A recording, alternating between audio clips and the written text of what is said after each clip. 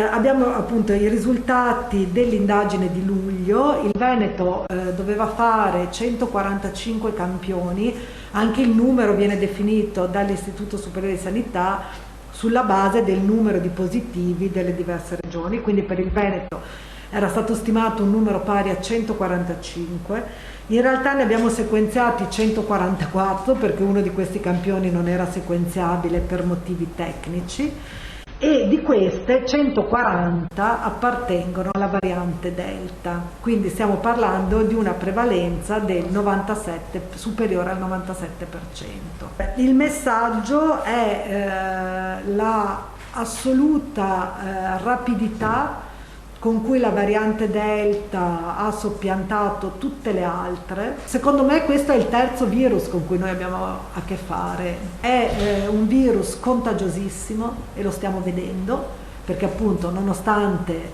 il periodo estivo e le vaccinazioni c'è comunque una diffusione importante del virus.